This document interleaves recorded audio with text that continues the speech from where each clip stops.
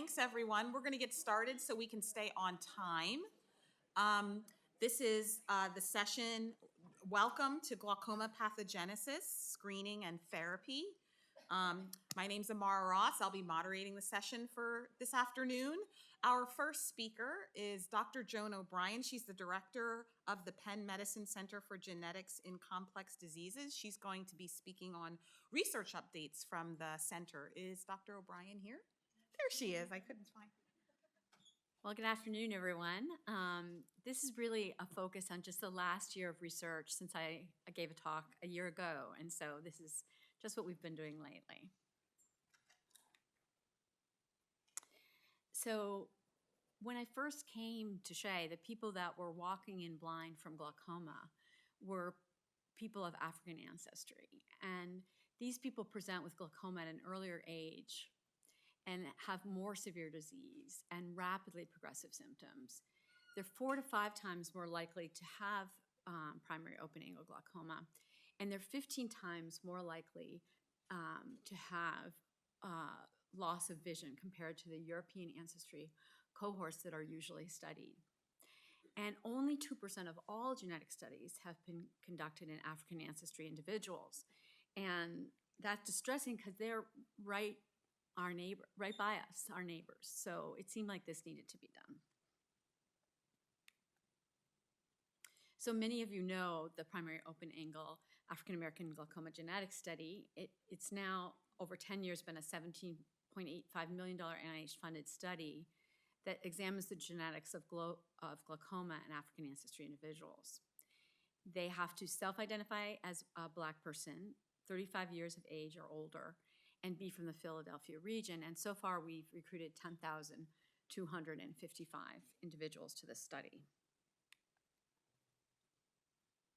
So the Center for Genetics of Complex Disease was established in July of 2022. Its primary goals are to first really elucidate the genetics of primary open-angle glaucoma and now other diseases that over-affect African ancestry populations. And then eventually, in the next 5 years, we hope, translate genetic findings into personalized diagnostics and therapeutics to address the unmet needs of this population. And this building that you see that's sort of crystalline is at the end. If you go to the end of Mirren Circle from Shea and look slightly to the left, you'll see this building, which was just recently built. So today I'm going to talk about a few themes.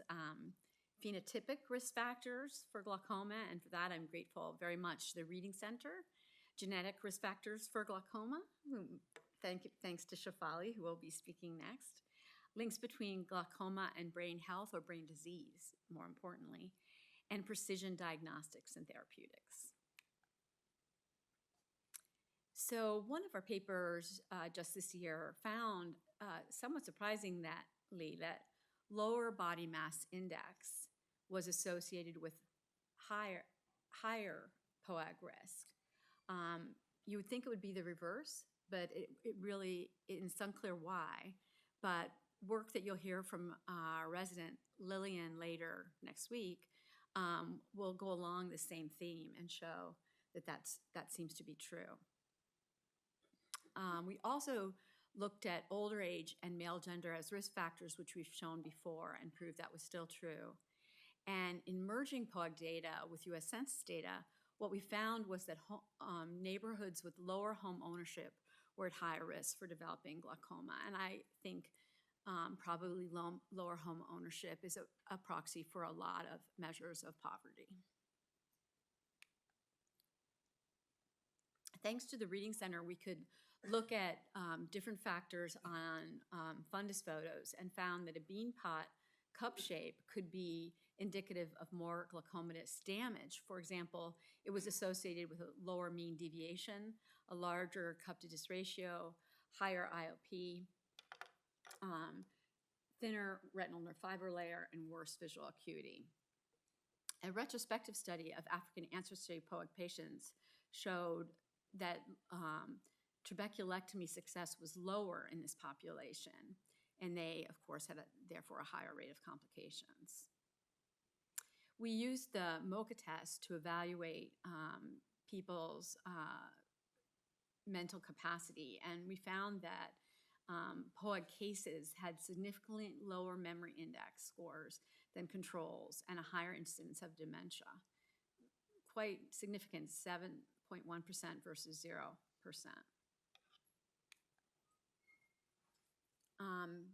And we further explored this eye-brain connection with Bing Zinn, showed in the lower right corner. And he is at the Wharton School, and he studies healthcare. And what he identified with us was 65 genomic regions shared between retinal traits and brain disorders. And there are bidirectional associations between retinal thinning and Alzheimer's disease and other related dementias. So combining retinal and brain imaging improves our prediction of cognitive and mental health conditions, which are also often diagnosed late and can have much better effects if diagnosed early, making the eye, which is an outpouching of the brain, sort of a biomarker for these diseases.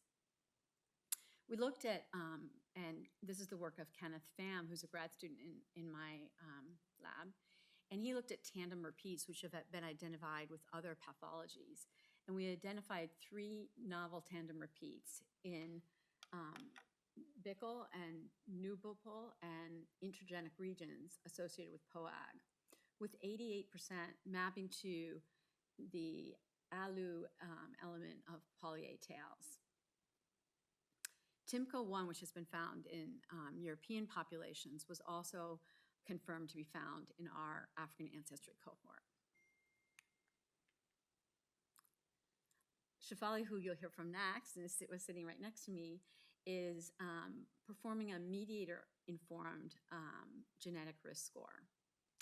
And that accounts for, at least in this case, one of the quantitative traits we collected. And because we had a bus when we went out that was filled with glaucoma equipment, and we now recruit with our own set of glaucoma equipment so as to not clog up the imaging center.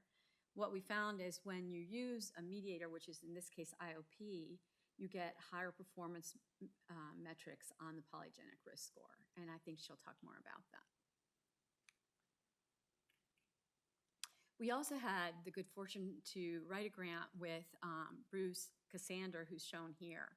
And Bruce Cassander was one of the senior authors on a Nature paper that showed that epigenetic reprogramming can reverse aging and reverse glaucoma. So he came down to Penn multiple times for weeks at a time, and we wrote a grant with which we were allowed to lift the cap to $10 million. And so we focused on one of our putative causal variants, which is ARHGEF12. And the reason we focused on that one in particular is because we were able to orthogonally find it in structural genomics with Joan Grant's Center for Structural Genomics at CHOP. And so because we could find it both through Shefali's approach with bioinformatics and structural genomics, we felt like it was a good kind of gene to investigate further. What we plan to do is induce oxidative stress, in vitro aging, and also use a construct that Bruce has that causes aging when expressed. And we're going to apply this transient epigenetic reprogramming to induce pluripotent stem cell retinal ganglion cells in vitro to reverse stress and reverse aging, induce dysfunction. And we'll assess this rejuvenation by recording from the cells, by looking at the morphology of the cells, by doing spatial transcriptomics and a number of other approaches. So that, cross fingers, it's with Harvard, but that comes up for review on June 17th. We did get a Restore grant with Claire Brett and a number of others, Claire Mitchell and another number of others. And this consortium is looking at a 3D scaffold for growing RGCs, which are placed at one end. Oops.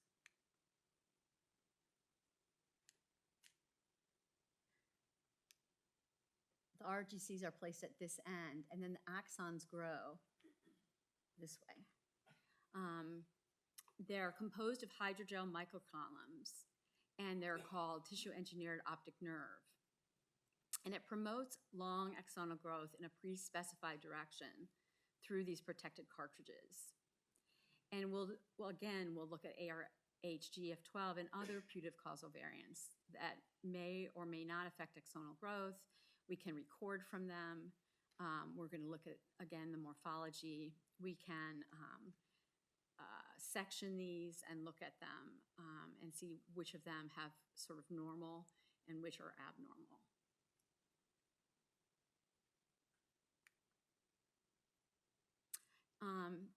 We collaborated with the computing school to get a grant for trustworthy AI in medicine. And Osbert Bastani was the computer engineer working with a bioengineer in my lab, Rebecca Salo, to develop a deep learning pipeline. And that pipeline itself selects high-quality images for detection of POAG in this African ancestry population. The goal of this work, long-term, is to develop an autonomous system that allows detection referral of the 50% of people who have POAG but don't know that they have it. And another goal is to have them referred before irreversible vision loss has occurred, which is often the case because irreversible vision loss happens when the periphery is lost, but the patient is unaware. So what happens is we input this and these images, and usually about 20 of them that are taken at the time of the visit. And then the informative images are selected, and the area under the curve where the patient needs to be referred is 0.95. Which is a really good number for catching most people. The not so good number is that people will be referred for no glaucoma, and that will increase our size of our clinic, but I think it's more important that we catch everyone who has glaucoma. And the idea of all of this, the polygenic risk score, the AI project, is to find a way to let primary care physicians and people who care for people who just need early referral to an ophthalmologist to know when to make that referral.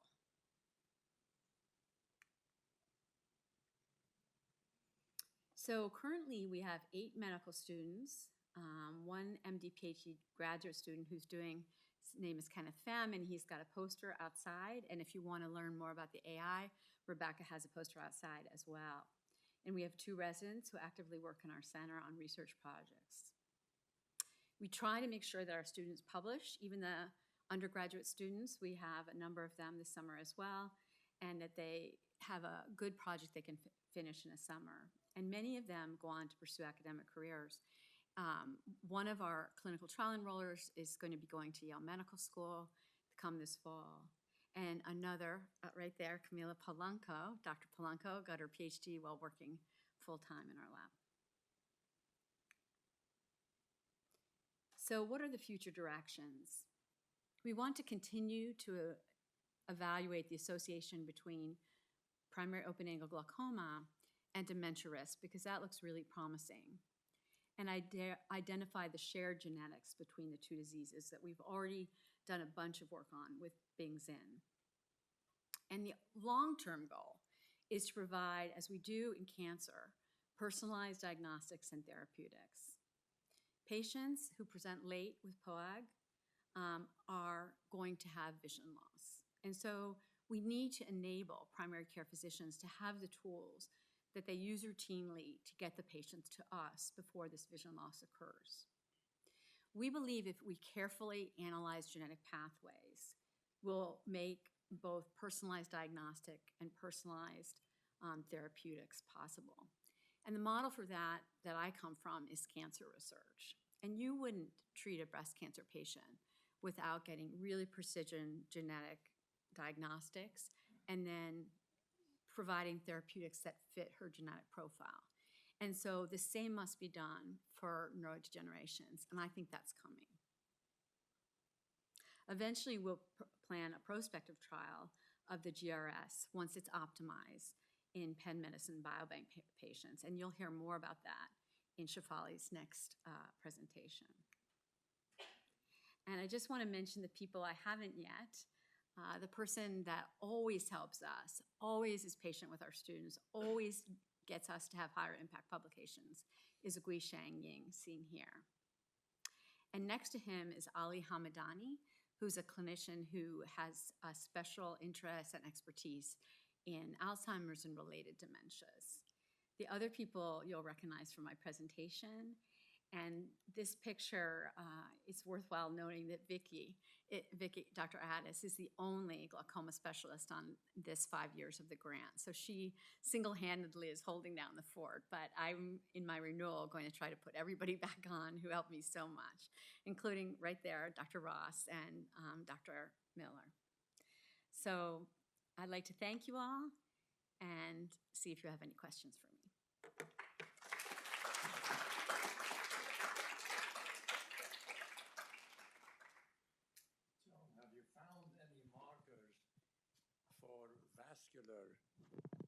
Have you found any markers for vascular disease in association with POAG? We have not specifically found those as putative. Have you searched for them? Or just not, it's not on your radar well, screen? so we're very interested in that, and we will search for that. And our next grant will look at inflammation, neurodegeneration, and vascular components of the disease. I think all three are important. But we just took POAG as big a group with as big an N as we could, and we used, Shefali used the bioinformatics approach to define the putative causal variants. None of them, to my knowledge, are vascular. But that doesn't mean there isn't a huge vascular component. I think there really is. And that something about that vascular component may be contributing to BMI and what that means. And so I don't have the answer for you yet, but we have another 5 years, I hope. Joan, great talk. Of the genes that were identified associated with risk in POAG, what percent are also found as risk for Caucasian patients, and what percent are unique to African American? So certainly, I can't give you an exact percent. I don't think we actually looked exactly at that. We had a total of 174 genes when we wrote the cell paper. We had 174 genes that had been developed and thought to be causal in mostly Asian, but even more European ancestry groups. And so we took those and then we looked for the putative causal variants. I think ROC1P1 had been described before. ARHGEH12 had been described before in European ancestry groups. So I would say a majority of them did cross.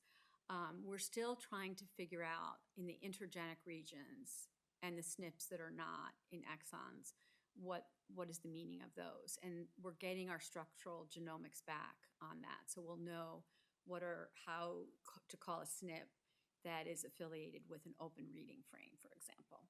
And so we'll get a better idea of more hits when we get that back. And we're also analyzing our whole exomes that we've got in these patients for the rare variants. So we've got the common variants, but I think the rare variants, there may also be overlap. Thank you. Thank you, Joan. Thank you so much, Amar.